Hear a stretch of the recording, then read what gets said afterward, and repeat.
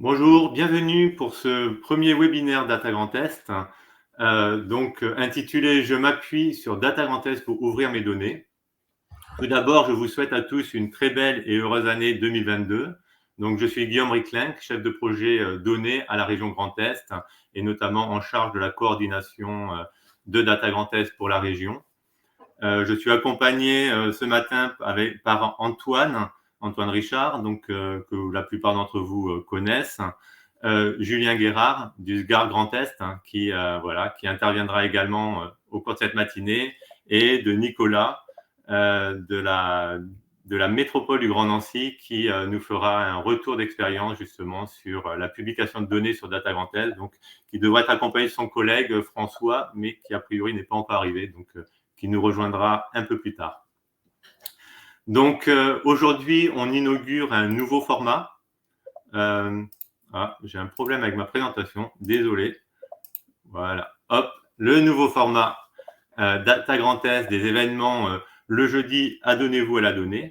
Donc en fait, l'idée, c'est d'avoir un webinaire d'1 heure tous les premiers jeudis du mois, de 11h à midi, 1 heure maximum, sur un sujet en lien avec la data, qu'elle soit géographique ou non géographique. Donc on parlera outils, data vise, usage de la donnée, etc.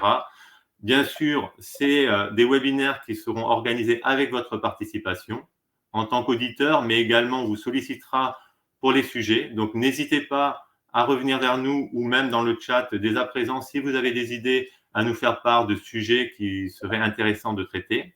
On reviendra également vers vous pour des partages d'expériences, puisque l'objectif, c'est de savoir finalement aussi qu'est-ce qu'on fait avec la donnée, comment on la traite, comment on l'utilise, comment on la valorise.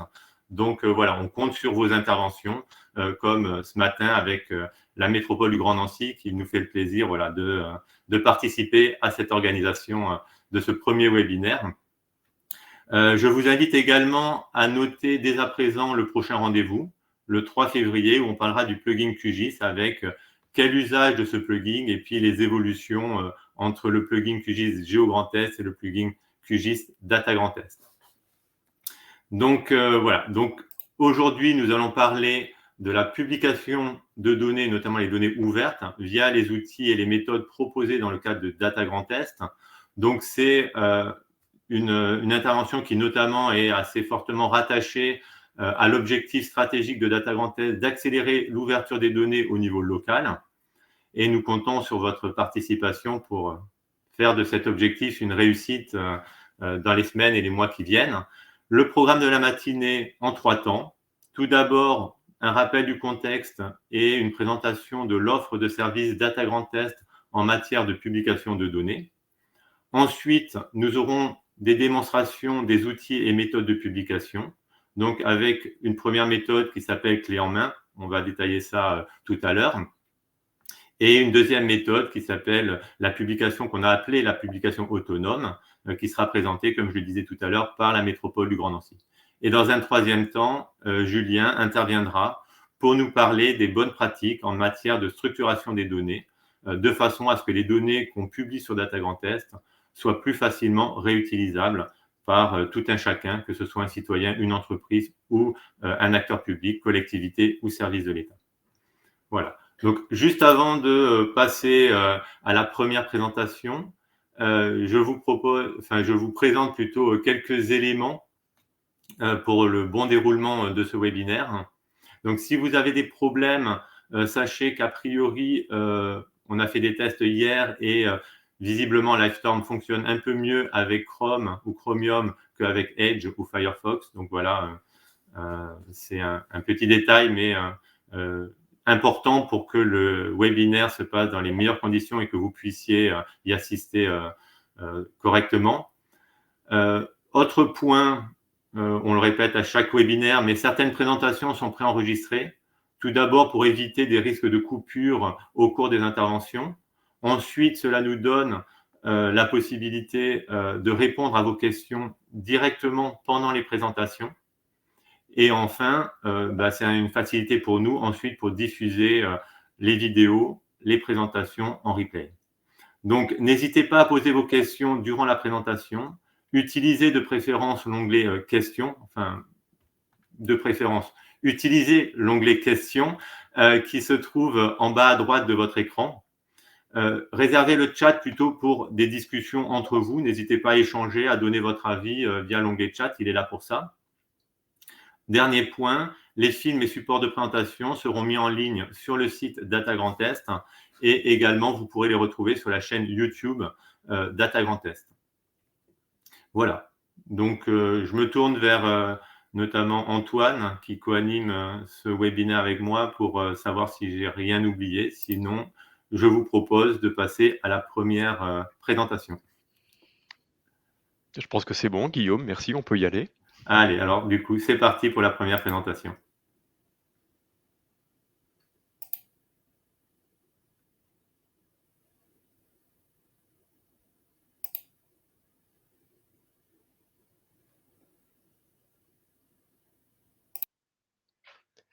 Donc Bonjour, je suis Guillaume Réclin, chef de projet données à la région Grand Est et coordinateur du programme Data Grand Est. Je vais vous présenter maintenant l'offre de services Data Grand Est en matière de publication et d'ouverture des données. Je vais commencer par quelques rappels et éléments de contexte. Je ne vais pas m'attarder trop longtemps sur la question des enjeux, tout d'abord parce que nous sommes majoritairement entre personnes convaincues, je pense, et deuxièmement, parce que plusieurs présentations ont déjà eu lieu sur le sujet, notamment par exemple lors de la journée de lancement Data Grand Est, le 16 novembre 2021, lors de l'émission radio des entretiens territoriaux de Strasbourg, diffusée le 1er décembre 2021 et accessible en podcast, lors de l'atelier consacré à la présentation du projet DEAS au 360 Grand Est le 7 décembre 2021, accessible également en replay. La vidéo de présentation de Data Grand Est reprend aussi quelques exemples très illustratifs sur ce point. Tout en allant vite et sans entrer dans le détail, on peut tout de même rappeler que l'open data vise notamment à renforcer la citoyenneté et la démocratie en termes de transparence et confiance auprès des citoyens et des entreprises, garantir l'égalité d'accès aux services par les citoyens sur le territoire. Pas de données signifie souvent pas de service. Diffuser la connaissance et nourrir la science en développant la recherche et l'innovation. L'intelligence artificielle, par exemple, nécessite d'accéder à de grands volumes de données. Accélérer le développement économique des territoires par le numérique. Améliorer l'efficience de l'action publique, la donnée étant indispensable à la définition, au suivi et à l'évaluation des politiques publiques. Alors je ne cite pas ici le cadre réglementaire et la loi pour une république numérique qui oblige les organismes publics de plus de 3500 habitants à ouvrir l'ensemble de leurs données, dans le respect naturellement du RGPD. On sait bien que c'est une obligation, mais rarement une réelle motivation pour s'engager dans l'open data. Par contre, j'attire votre attention sur un élément qui me semble particulièrement important et qui est souvent oublié, celui de la légitimité. Ouvrir ces données, c'est valoriser et promouvoir son expertise, son expérience et son savoir-faire. Mais c'est aussi afficher une légitimité, théoriquement naturelle pour les collectivités, sur un territoire et pour des domaines de compétences. Cependant, si je n'ouvre pas les données dont je dispose, les citoyens et les entreprises n'utiliseront pas les données de ma collectivité et iront s'adresser à d'autres acteurs, quitte à utiliser des données moins précises, voire inexactes, mais qui, selon eux, feront foi. Pour rappel, une enquête a été conduite par le groupement Data Publica pour le compte de l'État et de la région dans le cadre de Data Grand Est en septembre et octobre 2021 sur la gestion et l'ouverture des données. Il est intéressant de noter qu'il y a eu 95 répondants sur les 426 collectivités concernées par la loi pour une république numérique dans le Grand Est, soit un peu plus de 22%. 77% des répondants ont une connaissance des obligations légales. Le même nombre, 77%, n'a pas engagé de processus ou à identifier des difficultés importantes et des freins à mettre en place un processus d'ouverture des données. 88% des répondants souhaitent une démarche de mutualisation et 77% voient un intérêt à participer à Data Grand Est. D'ailleurs, selon les propositions, entre 51 et 83% des répondants sont en attente de ressources, soit de formation, d'animation, de partage d'expérience, etc. Alors, pourquoi s'appuyer sur Data Grand Est pour ouvrir mes données? Qu'est-ce que cela m'apporte? Tout simplement, avec Data Grand Est, je dispose à la fois d'outils en ligne directement utilisables gratuitement pour publier mes données sans avoir besoin d'être un expert des standards et normes en vigueur, d'un accompagnement et d'une formation si nécessaire, d'un catalogue et d'un site pour valoriser ma démarche, d'un relais. Mes données sont publiées une fois et accessibles sur différents portails comme datagrandest.fr mais également data.gouv.fr. Je dispose aussi d'un module marque blanche pour valoriser mes données sur mon propre site internet si je le souhaite, et des outils de valorisation de mes données et une API pour les réutiliser plus facilement. En plus de tout cela, en m'appuyant sur Data Grand Est, je contribue à la synergie d'une démarche territoriale profitable à tous dans une logique d'intérêt général et de bien commun. Alors, intéressons-nous maintenant à ce que Data Grand Est propose en termes de services. Avec Data Grand Est, selon votre besoin, vous avez 3 possibilités. Le service publication clé en main, le service publication autonome et le service publication par moissonnage. Nous allons voir maintenant de quoi il s'agit. Le service publication clé en main est un service qui s'adresse aux personnes souhaitant publier des données, mais ne sachant pas comment faire. Dans ce cas, on le fait pour vous. Ce service est plutôt réservé aux petites structures qui ont peu de données et peu de compétences sur le sujet. Il y a 3 étapes. La première, créer un compte et s'authentifier sur Data Grand Est. Il faut ensuite remplir le formulaire soumettre une donnée et y joindre le fichier correspondant. Et attendre 3 à 5 jours, le temps que votre demande soit traitée. À noter qu'il est important de bien remplir le questionnaire dès le départ pour faciliter notre travail.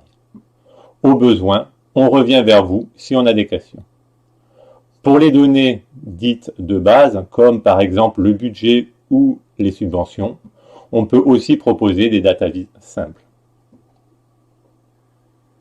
Le service publication autonome. Ce service s'adresse aux personnes ayant des connaissances sur les données et à qui la donnée ne fait pas peur. Dans ce cas, on vous accompagne pour prendre en main directement les outils proposés sur la plateforme Data Grand Est. Les 3 grandes étapes sont tout d'abord la création d'un compte et l'authentification sur la plateforme.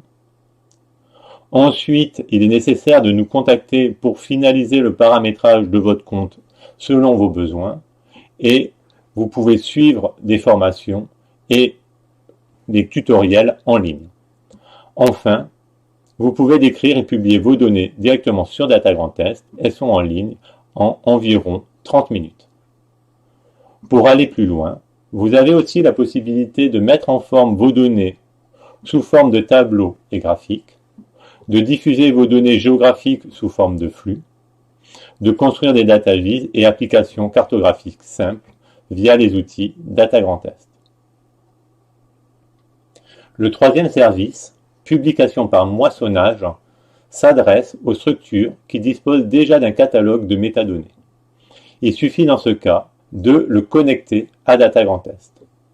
Les 3 étapes sont créer un compte et s'authentifier sur la plateforme, remplir le formulaire, soumettre un point de moissonnage, attendre 3 à 5 jours le temps que votre demande soit traitée.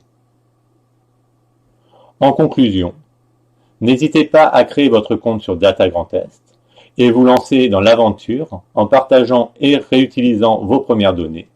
Nous sommes là au besoin pour répondre à vos questions et vous accompagner. Merci de votre attention.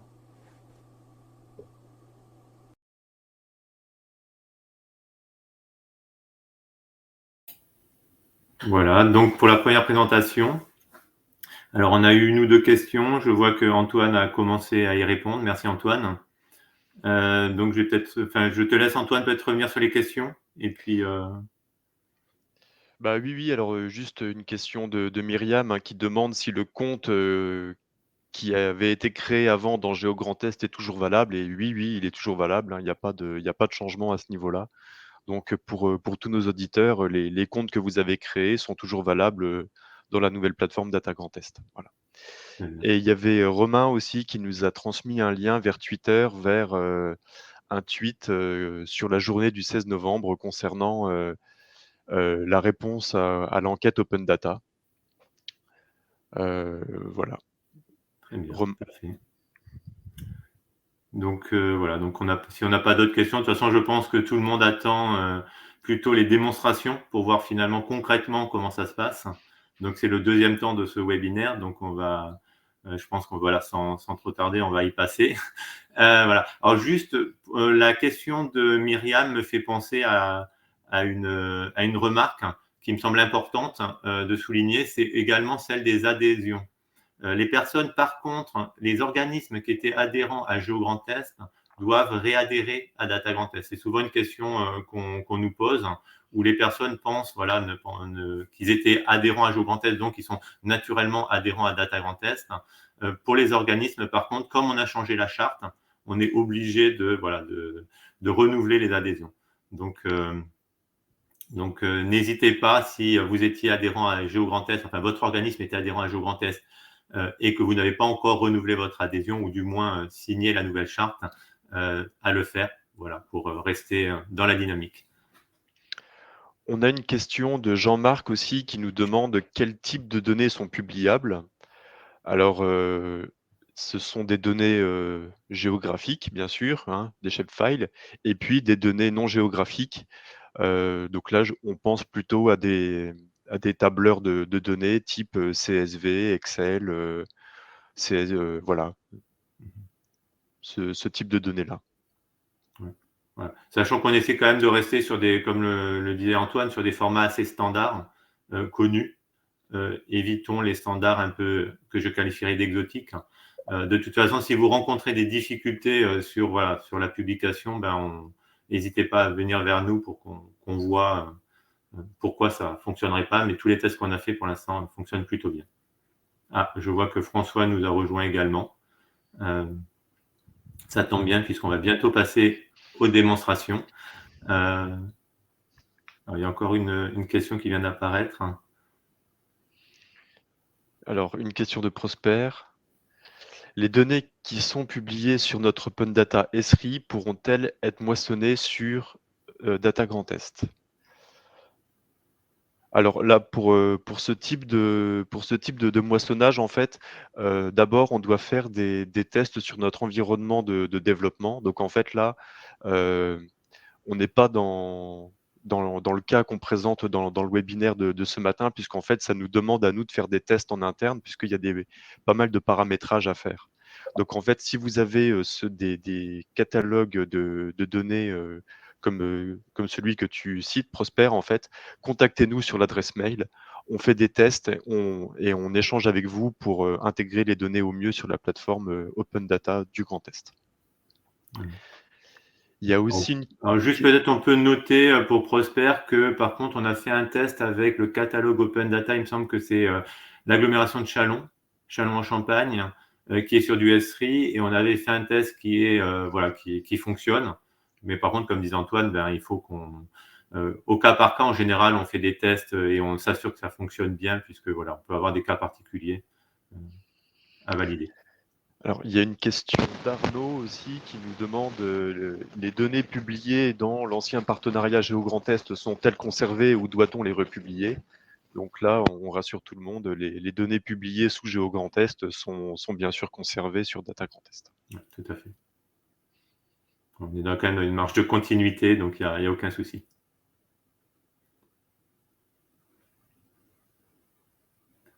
Donc, je lance la première présentation, Antoine. Oui. Parfait. Voilà, donc il n'y a que des merci donc dans les questions, donc c'est parfait. Je lance donc la première présentation qui concerne la méthode clé en main qui a été évoquée dans la première vidéo. Et voilà, donc je sais pas si, enfin, je laisse Antoine au besoin commenter, mais je sais même pas si c'est nécessaire tellement c'est simple. Oui, oui, vas-y Guillaume, lance la vidéo. Alors, la vidéo dure 1 minute, donc je vais essayer de parler en même temps que vous voyez la démonstration à l'écran, mais ça va assez vite. Donc en fait, cette vidéo-là, vous pourrez la retrouver sur le site internet, sur la page de publication des données. Voilà, donc comme Guillaume a dit dans sa première présentation, en fait, cette méthode de publication clé en main, elle est destinée à des gens qui ont un besoin ponctuel de publication, qui ne sont pas forcément très, très formés sur notre plateforme et tout ça, qui veulent publier une donnée, on va dire, en one shot, en ponctuel. Donc ici, vous accédez à la page de publication, vous arrivez sur un formulaire. Ce formulaire-là, en fait, c'est des métadonnées. Donc en fait, vous devez remplir un certain nombre d'informations. Là, par exemple, je suis en train de remplir le titre, le résumé, la date. Là, je suis allé dans mon ordinateur pour choisir un fichier et ensuite, je clique sur envoyer la donnée. Là, en fait, ce qui se passe, c'est que nous, on reçoit un mail avec votre demande de publication et le fichier qui est associé. Et ensuite, c'est nous, les administrateurs de la plateforme Data Grand Test, qui allons publier cette donnée à votre place. D'ici, là, en fait, on reçoit un mail. Et donc, d'ici quelques jours, en fait, votre donnée sera publiée sur la plateforme Data Grand Test, sur le catalogue qu'on a déjà présenté à la journée du 16 novembre et qui sera l'objet d'un futur webinaire pour la valorisation des données.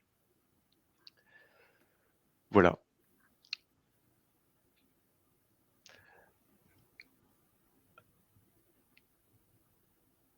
Guillaume? Oui, oui, oui.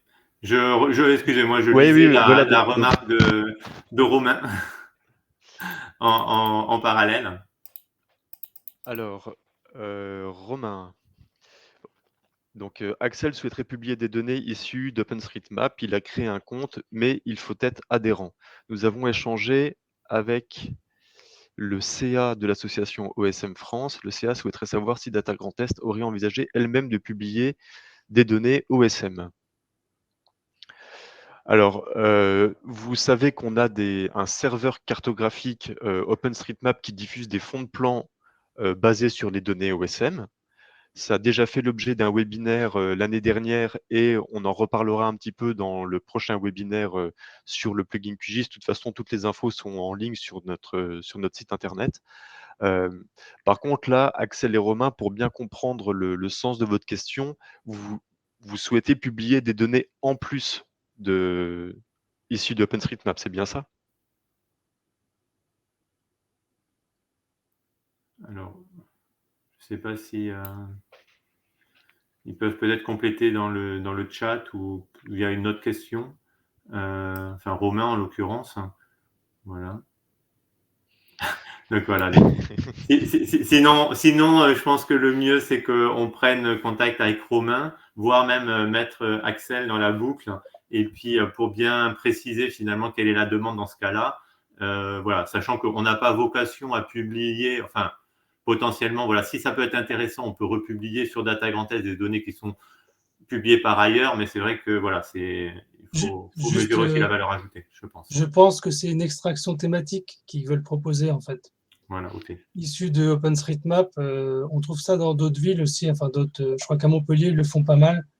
Nous, c'est ce qu'on pourrait faire au Grand Nancy, si on participe à un type de jeu de données, proposer l'extraction, donc déjà trier, déjà rangé dans Data Grand Est. Voilà, ok. Donc, il y a Romain qui valide ta remarque, François. Merci. Sur le, ouais. Ben, y a aucun, enfin, sur le principe, il n'y a aucun souci hein, pour faire ce travail. Après, voilà, nous, on échangera pour voir qui publie. Est-ce que voilà, c'est plutôt Romain, est-ce que c'est plutôt Axel, est-ce que c'est dans le cadre de OSM qui veulent publier potentiellement. Je vois pas de limite ou d'inconvénient à ce que OSM puisse publier de la donnée sur la plateforme Data Grand Est. Voilà, il faudra qu'on échange entre nous, peut-être. Et puis, pour valider vraiment ce principe, mais il n'y a pas de blocage, voilà, de principe en tout cas, à ma connaissance. À rediscuter de vive voix, comme le souligne Romain, je pense que ça sera plus simple. Donc, je vous propose peut-être de passer à la deuxième vidéo, la deuxième démonstration, là, du coup, sur la publication autonome. Donc, c'est une présentation qui est faite par Nicolas et François, de la métropole du Grand Nancy, qui utilisent du coup les outils Data Grand Est pour publier des données de la métropole. Alors, je ne sais pas si Nicolas ou François veulent introduire la vidéo, si on la lance directement. Je veux bien introduire en quelques mots. Donc, bonjour à tous. Moi, je suis Nicolas Thomas et mon collègue François. On appartient au lab numérique de la métropole du Grand Nancy.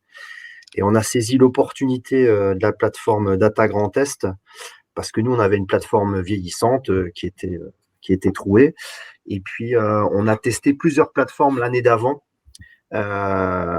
Et on s'est dit que déjà le partenariat qu'on a avec vous, avec la région, le côté Géo Grand Est et l'arrivée de la plateforme Data Grand Est, que c'était une meilleure opportunité et que l'échelon régional, enfin grande région, permet de mieux mettre en avant les jeux de données. Donc voilà, c'est pour ça on a suivi le train. Et puis quand on s'est vu le 16 à la présentation et le démarrage de la plateforme, on a publié des jeux de données, on va dire 15 jours après. Donc c'était vraiment une belle opportunité et un bon démarrage pour vous et pour nous. Parfait. Merci Nicolas pour ces quelques mots d'introduction. Je vous propose du coup de lancer la vidéo de présentation et de témoignage et la manière dont finalement le Grand Nancy utilise les outils Data Grand Est.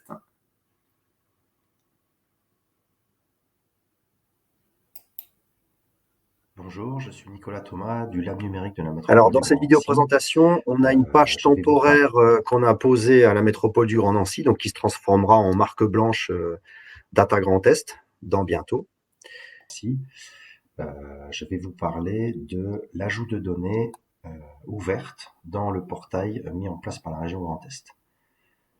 Donc nous, à la métropole du Grand Nancy, on a établi une page temporaire pour mettre les jeux de données à disposition du grand public et les jeux de données sont présents dans la plateforme Data Grand Est.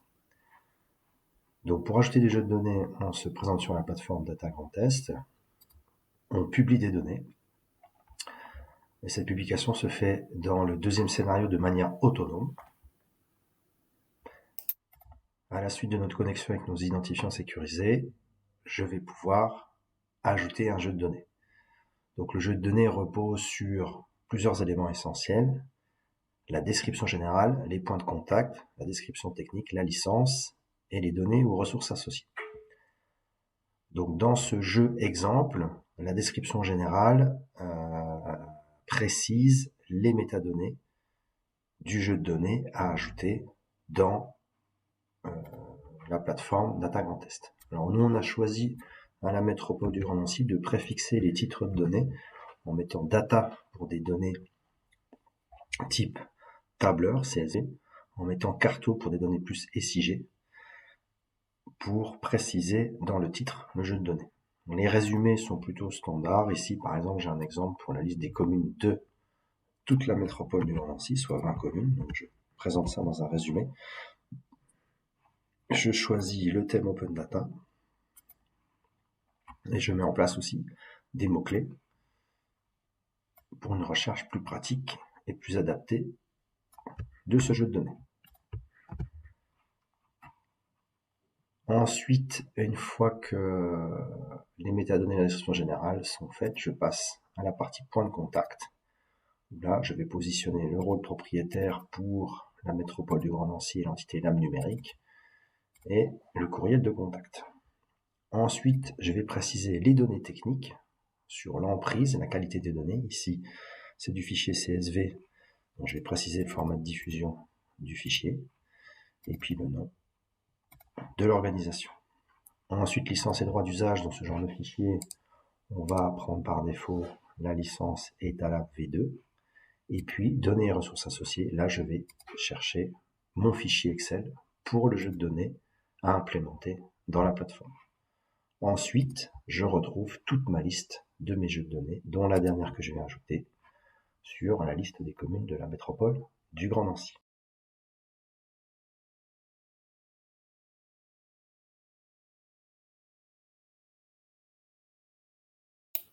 Donc, mon micro était coupé. Donc voilà, donc on a vous avez eu le déroulement là de la saisie. Alors, ce que je vous propose, à moins que Nicolas, tu veuilles le faire, mais peut-être aller voir sur la plateforme Data Grand Est, finalement, la fiche publiée. Je partage mon écran. Ouais, attends, faut que je... Bah aussi, ouais. Attends, faut que j'ouvre. Attends, je prépare. J'ouvre la plateforme.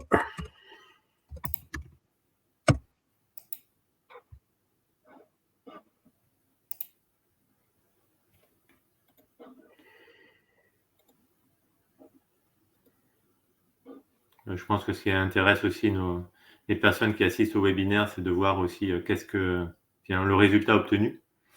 Sachant qu'entre le moment où on publie, on valide une fiche de métadonnées et le moment où elle est en ligne, généralement, il faut compter entre une demi-heure et 1 heure, le temps qu'elle soit traitée et qu'elle soit publiée. Voilà, donc Nicolas vient de partager son écran.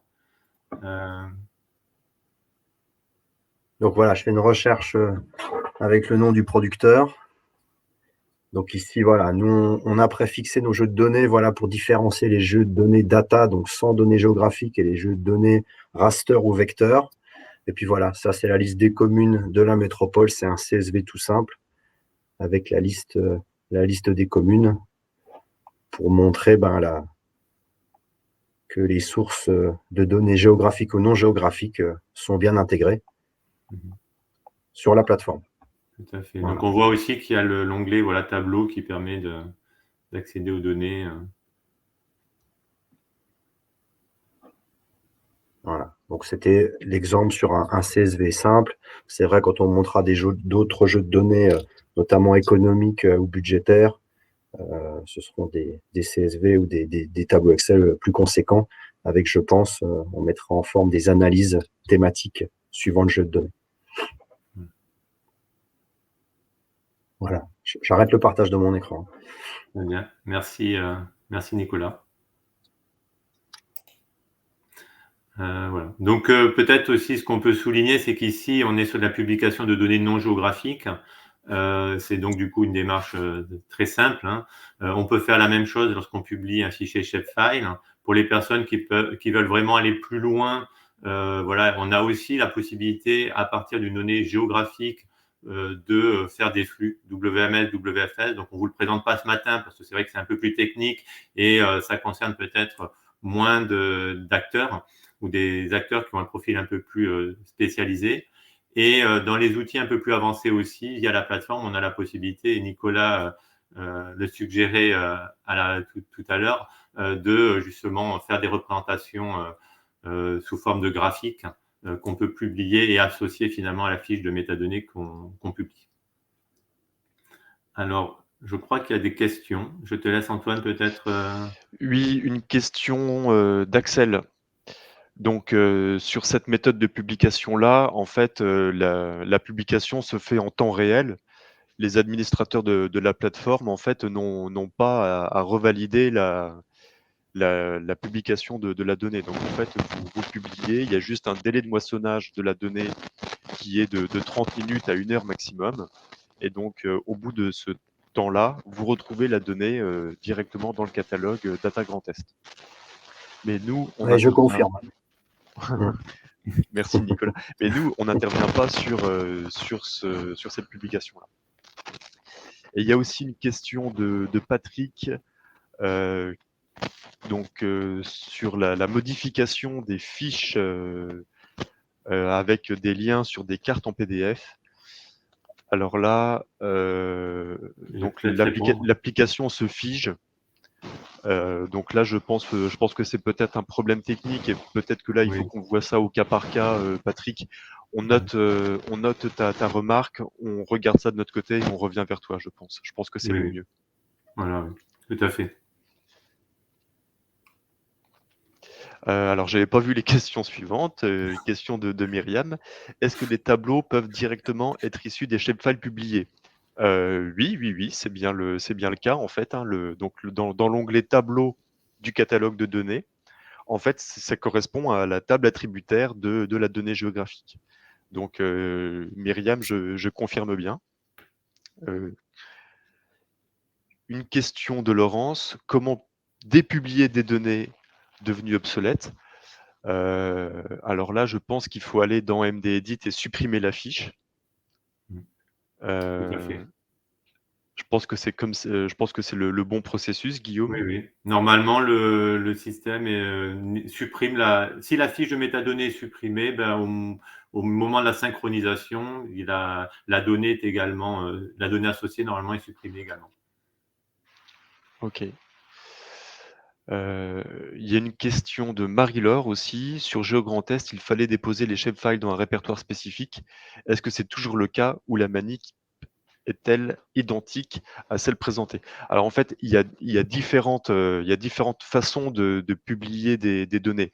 Par exemple, dans l'exemple présenté par la métropole du Grand Nancy, en fait, le shapefile ou le fichier CSV, en fait, il est hébergé par la métropole du Grand Nancy et il est accessible par une URL. Donc en fait, dans la fiche de métadonnées qu'on voit, sur l'onglet données et ressources associées, ici, il faut indiquer le lien vers le shapefile. Ce que Marie-Laure dit, c'est que dans GeoGrandTest, il y avait aussi des entrepôts de données où là, en fait, on prend la donnée, que ça soit donnée géographique ou shapefile, et on la dépose à cet endroit-là. Et ensuite, on fait un lien entre la fiche de métadonnées et cet entrepôt de données pour que ça soit publié. Donc en fait, aujourd'hui, on a plus de souplesse, on a plus de façons différentes de publier des données. Voilà. C'était l'objet aussi de ce webinaire de ce matin, c'est de présenter en fait toute cette diversité de façons de publier des données. En fait, vous allez devoir pousser la donnée, la déposer dans un entrepôt, surtout si derrière vous voulez en faire des flux WMS, WFS à partir de vos shapefiles. Sinon, si c'est une publication simple, voilà, le glisser-déposer, comme l'a montré Nicolas, suffit à alimenter la fiche de métadonnées.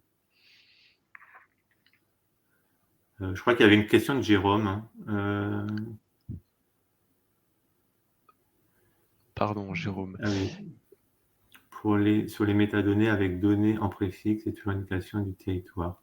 Est-ce qu'on peut déroger à cette... Alors, oui et non. C'est-à-dire que oui, alors ça remonte à quelques années. On avait établi des règles avec des mots dans le titre qui permettaient de clarifier les choses. Comme Nicolas l'a dit, eux, ils utilisent le terme carto quand c'est une donnée géographique, data quand c'est une donnée non géographique. Voilà, il y a quelques années, on avait défini le terme données, mais finalement, c'est une règle, enfin, c'est une bonne pratique que voilà, certains acteurs continuent à utiliser. On ne l'impose pas non plus parce que on veut pas limiter, surtout quand on fait du moissonnage de catalogue. Chacun a un peu ses règles en interne. Et donc, du coup, on s'est rendu compte que finalement, c'était une règle qui n'était pas suivie par tout le monde en interne. Donc ça pouvait des fois un peu, entre guillemets, mettre la pagaille. Donc c'est bien si vous avez une règle qui permet de clarifier finalement un peu le type de données que vous publiez, mais on ne l'impose pas. Par contre, dans le titre, c'est vrai que c'est important quand on a une donnée millésimée, de mettre le millésime. Alors si la donnée est mise à jour tous les jours ou toutes les semaines, vous n'allez pas sans doute mettre la fiche de métadonnées à jour tous les jours ou toutes les semaines, surtout si vous la publiez sur Data Grand Test. Donc là, dans ce cas-là, peut-être indiquer dans le titre, entre parenthèses, mise à jour en continu ou quelque chose comme ça, qui est un indicatif intéressant pour l'utilisateur final. Si vous avez une donnée vraiment millésimée annuelle, c'est bien de mettre l'année, parce que ça permet quand même de donner une indication directement sur finalement la donnée et sa fraîcheur. Et l'emprise également. c'est un élément qui me semble important, ou du moins d'avoir des éléments de positionnement de la donnée, c'est-à-dire que voilà, si tout le monde publie des données en mettant arrêt de bus, à la fin, on va avoir 10, 20, 30 fiches qui s'appelleront arrêt de bus, et ça va être compliqué de savoir finalement qui a publié quoi, est-ce que c'est la donnée que je cherche, etc. Donc c'est vrai que voilà, c'est bien de dire arrêt de bus de la métropole du Grand Nancy ou de la côté d'agglomération de Colmar, et avec entre parenthèses, si nécessaire, une année qui donne un repère pour que l'utilisateur final s'y retrouve plus facilement. Merci voilà. Guillaume. Il y avait aussi une question de Marie-Laure donc, qui concerne si des données sont publiées sur data.gouv en passant par Data Grand Est, si on les dépublie dans Data Grand Est, est-ce que ça suit dans data.gouv? Alors, à ma connaissance, oui, mais peut-être qu'il faudrait qu'on fasse des tests. C'est vrai que j'ai pas de connaissances empiriques, j'ai plutôt une connaissance théorique sur ce sujet. Donc, ça reste, il faudrait peut-être qu'on le confirme.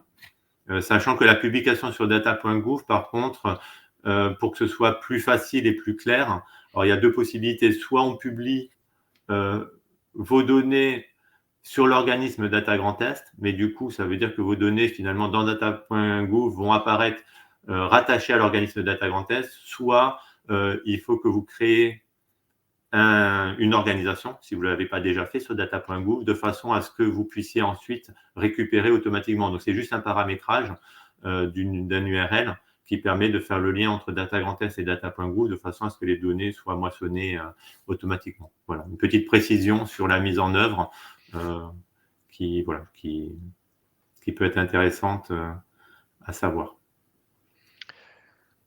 Ok, merci pour cette réponse. Et peut-être dernière question avant d'enchaîner sur la présentation suivante. Donc c'est une question de Romain. Donc quand on est utilisateur d'une donnée, comment peut-on faire pour transmettre des propositions d'amélioration à l'auteur de la donnée? Donc là, en fait, on vous conseille d'utiliser l'adresse mail de contact normalement qui est associée à la fiche de métadonnées que vous pouvez trouver dans la fiche de métadonnées. Et donc, si vous avez des questions ou des propositions sur une donnée, contactez directement l'utilisateur avec son adresse mail. Ouais. C'est vrai que c'est une évolution à laquelle on réfléchit, de pouvoir avoir finalement, comme on le trouve sur certains catalogues, la possibilité de rajouter des commentaires directement sur la fiche, mais aujourd'hui, c'est pas possible sur le catalogue Data Grand Est.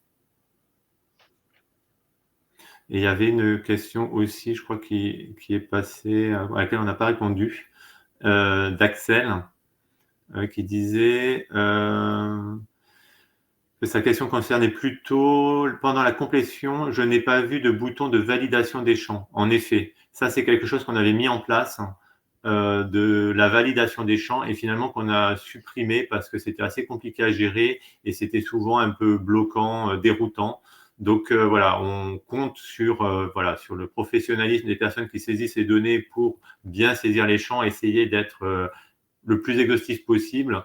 Mais finalement, aujourd'hui, pour publier une donnée, vraiment la limite, c'est le titre, le résumé. C'est vraiment les champs qui sont bloquants. Les autres champs ne vont pas être bloquants, mais par contre, c'est sûr que si vous publiez des données en mettant pas suffisamment d'informations, la fiche sera très pauvre et sans doute que la donnée sera très, très peu utilisée si elle n'est pas correctement complétée.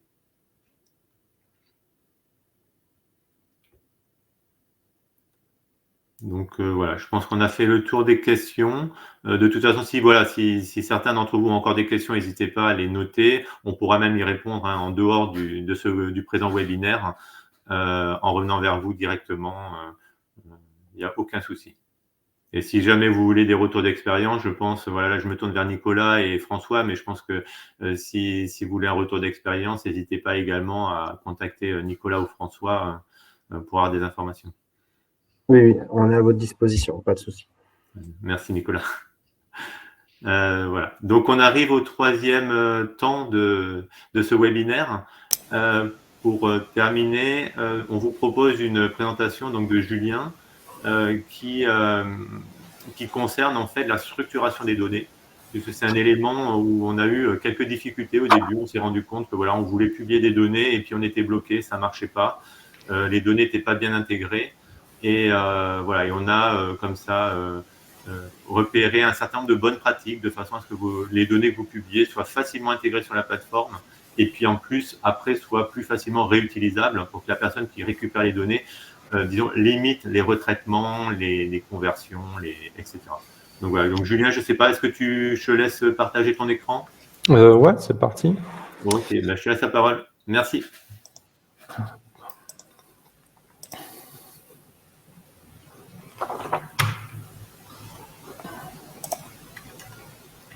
Ok.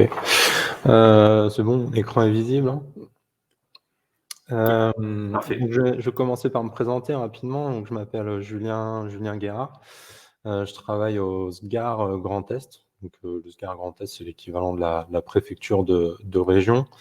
Donc, je travaille au SGAR en tant que chargé d'études, géographe, où je fais de l'analyse de données sur les politiques de l'État en région.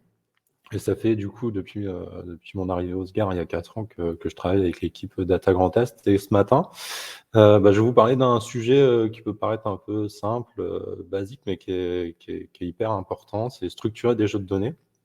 Et dans l'objectif du coup de les publier sur Data Grand Est. Je vais vous parler de principes qui sont couramment admis et qui vont nous aider à bien ranger nos données dans des tableaux.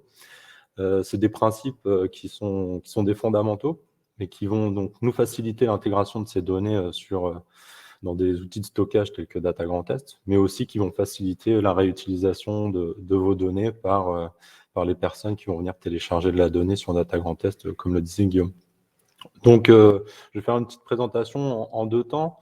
Premièrement, je vais vous parler du coup de ces principes, des données bien rangées. C'est une idée qui est pas nouvelle, mais qui offre un standard de production de jeux de données qui sont directement exploitables par l'ordinateur. Et puis après, je montrerai comment on applique ces principes dans un tableur, tout simplement. Le tableur, c'est un peu l'outil qu'on utilise tous pour produire des données directement à la main. Et il y a beaucoup de données qui sont produites à la main dans les administrations et qui pourraient être ouvertes. Donc, je vous montrerai comment on applique ces principes dans des tableurs sans semer de bazar. Donc, première partie, les données bien rangées. Pour ceux qui veulent creuser un peu le sujet, cette partie, elle est inspirée d'un article d'Adley Bickham qui s'appelle Tidy Data, donc qui parle un peu de ces principes des données bien rangées. Donc, si vous voulez creuser, vous pourrez aller lire cet article. Donc, les données bien rangées, c'est un principe qui n'est pas nouveau, comme je disais, surtout pour ceux d'entre vous, je pense, qui regardent ce webinaire, qui travaillent avec des données relationnelles. C'est un peu des sujets que vous connaissez, mais quand on parle d'ouverture des données publiques, il y a beaucoup de gens qui ne connaissent pas ces principes. Et quand on ne connaît pas ces principes, du coup, on produit ou on publie des données qui sont difficilement réutilisables ou intégrables dans des plateformes de données ouvertes. Donc, je vais commencer par le tout début. Qu'est-ce qu'une donnée? Donc, une donnée, tout simplement, c'est une valeur qui peut prendre différentes formes. En général, des chaînes de texte ou de nombres. Par exemple, là, sur cette diapositive, je vous ai mis quelques valeurs. Chat, 3,5, 16,4, 23, 12, 2020. Mais si je vous demande d'interpréter ces valeurs-là directement, de me dire qu'est-ce que j'essaie de signifier avec ces valeurs, vous allez avoir un peu du mal. Et forcément parce que en fait, ces valeurs elles vont prendre leur sens uniquement dans une structure. Quand on construit un jeu de données, à partir de valeurs, on va lier à la fois une structure et la signification qu'on veut donner à ce jeu de données. C'est un peu le sujet de votre jeu de données. Et si je pouvais faire un parallèle, c'est comme quand vous faites une phrase. Pour que votre phrase elle soit compréhensible, il faut respecter une structure, sujet, verbe, complément. Si vous ne faites pas ça pour les jeux de données, c'est un peu pareil. Donc, je vais vous parler de ces principes qui vont vous permettre de donner du sens à vos valeurs en organisant du coup ces valeurs dans une structure. Donc, cette structure, la structure la plus courante qu'on rencontre le plus souvent quand on travaille avec des données, c'est les tables de données rectangulaires. Son organisation est définie par 3 principes simples. Des valeurs sont enregistrées dans une table. Une ligne représente une observation, une colonne représente une variable, et l'ensemble des lignes représente une seule unité d'observation, c'est-à-dire le sujet de votre jeu de données. Et quand on va unir toutes ces observations, on va avoir comme résultat une table, un jeu de données. Donc, si j'applique ces principes aux valeurs que je vous ai présentées tout à l'heure, qui étaient un peu désordonnées, si je les ordonne en respectant ces 3 principes, je vais avoir des valeurs. Donc, par exemple, ici, la valeur Indiana. Je vais avoir des valeurs qui sont organisées en ligne pour enregistrer des observations. Donc ici, la première ligne où on a 4 valeurs, Indiana, chien, 15,2, 23, 12, 2020. Je vais avoir des valeurs qui sont organisées en colonnes, c'est-à-dire par des variables. Donc ici, on a la variable nom, où on a les valeurs Indiana, kiwi, Indiana, kiwi. Et on a 3 autres valeurs qui complètent notre tableau, espèce, poids, date. Et nos valeurs, elles sont aussi organisées en unités d'observation. Donc ici, on a 4 unités d'observation, 4 lignes. Et l'unité de toutes ces observations vont former une table. Et là, avec toute cette structure, je comprends que en fait, mes valeurs, elles représentent quoi? Elles représentent la table de suivi du poids de mes animaux de compagnie dans le temps. Donc, pour aller du coup dans le côté pratique, dans le tableur, si je transpose tous ces principes et que j'organise toutes ces valeurs dans un tableur, j'obtiens mon tableau de données idéal qui va reprendre tous mes principes. J'ai des colonnes A, B, C, D, où je retrouve du coup mes 4 variables, nom, espèce, poids, date. Et puis je vais avoir donc une ligne d'entête avec ces noms de variables. Et ensuite, 4 observations, mes 4 observations de la ligne 2 à 5, avec le poids de mon chien Indiana qui varie à la date du 23 décembre 2020 et la date du 26/12/2020 et celle de mon chat Kiwi qui varie aux mêmes dates. Alors là, comme ça, on se dit, ouais, c'est bien rangé, c'est super les données. Mais en fait, il y a plein de petites pratiques, de petites habitudes qui peuvent vite venir déstructurer ce tableau de données idéal que j'ai produit dans un tableur et qui vont rendre son intégration à des outils hyper compliqués et leur réutilisation encore plus. Donc, je vais vous présenter un peu des petites mauvaises pratiques qui vont venir et qui sont assez courantes. Alors, c'est difficile de toutes les répertorier parce qu'on est tous bordéliques à notre manière, je dirais. Mais je vais essayer de vous en donner quelques-unes. Premier petit conseil, prendre soin des titres de colonnes, donc des noms de variables. Hyper important, positionner les titres de colonnes sur la première ligne et dès la première cellule. C'est-à-dire ici dans un tableur, la cellule 1.1. Pourquoi? Parce que quand vous allez intégrer un tableau de données soit dans votre logiciel d'analyse ou dans une base de données relationnelle, par défaut, en général, le logiciel va lire votre tableau de données dès la première cellule et dès la première ligne. Donc, si vous commencez à mettre des marges autour de vos jeux de données, le logiciel il va interpréter ce marge comme de la donnée, sauf que ce n'est pas de la donnée. Donc, première difficulté, vous allez semer un peu le bazar en mettant des marges. Deuxième petit conseil, ça paraît évident, mais c'est des trucs qu'on voit des fois, des titres vides. Donc, vous publiez un jeu de données, vous n'avez pas mis de titre, sauf que le titre, c'est un peu quand même le premier indice de ce que vont être les valeurs que vous avez organisées en colonne. Donc, à chaque variable, on met un titre. Bien nommer les titres. Alors, c'est bien nommer les titres au sens, je dirais, informatique. L'ordinateur, il ne va pas lire les choses de la même manière que nous, humains, avec nos yeux. Donc, on va éviter dans les titres de colonne de mettre des phrases où, par exemple, j'avais le nom de l'animal. Moi, dans mon tableur, j'ai mis nom en minuscule. Espèce de l'animal, pareil, espèce en minuscule, sans caractères spéciaux, etc., etc. Donc, on essaie de faire de rédiger des noms de variables qui sont à la fois facilement interprétables par l'ordinateur et puis aussi qui vont être plus facilement manipulables pour ceux qui vont réutiliser vos données Par exemple, les développeurs qui vont utiliser vos données avec un langage de programmation type Python, R ou du SQL, ça va être chiant pour eux d'avoir à traiter des noms de variables qui sont des phrases. Donc, on rédige des noms de variables qui sont facilement utilisables via l'ordinateur. Bien nommer les titres 2. Alors ça, c'est un peu une spécificité de Data for Citizen, donc la plateforme qui est derrière Data Grand Est. On a une limite de longueur des noms de variables des titres qui est de 64 caractères. Donc ça, désolé, hein, ça c'est plus lié à la plateforme qu'il y a une règle générale. Mais du coup, on essaie de faire des noms de variables qui ne dépassent pas les 64 caractères. Deuxième ensemble de petits conseils, respecter la structure du jeu de données. Donc ça veut dire quoi?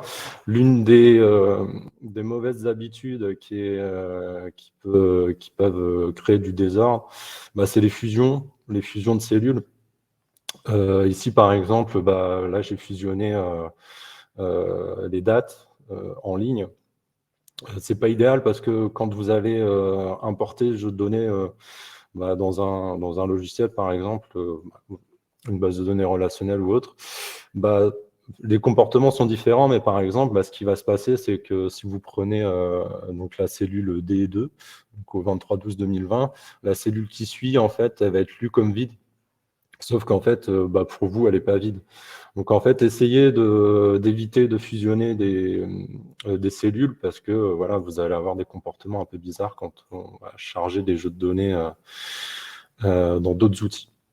Donc pas de fusion en ligne, pas de fusion en colonne, c'est pas top.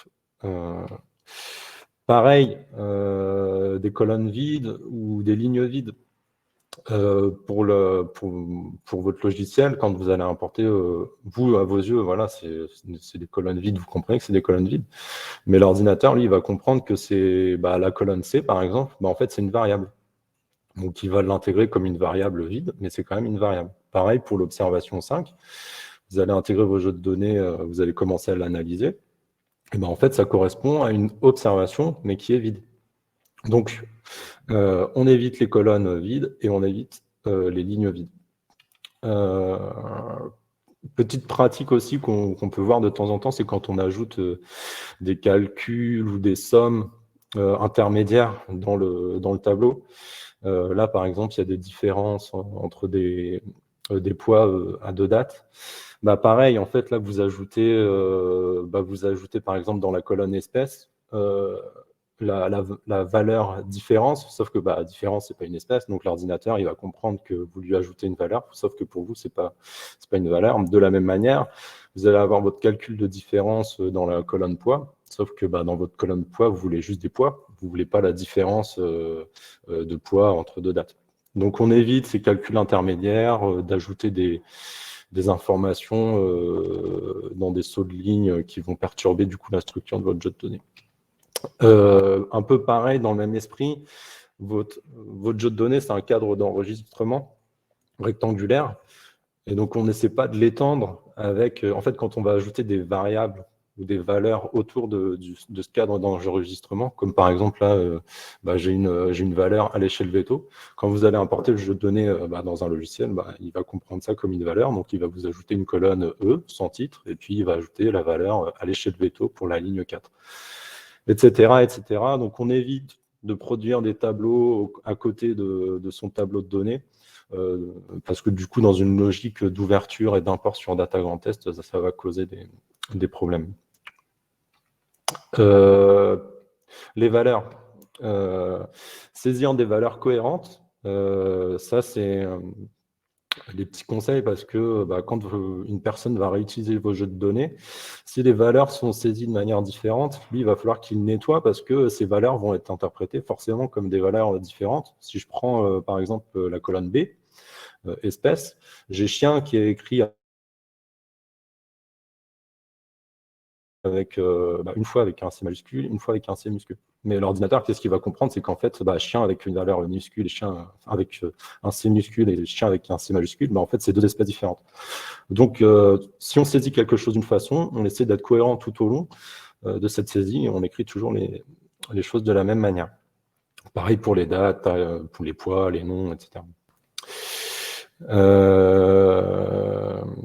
Stocker les données dans un tableur, alors ça c'est un petit tips, un petit conseil général.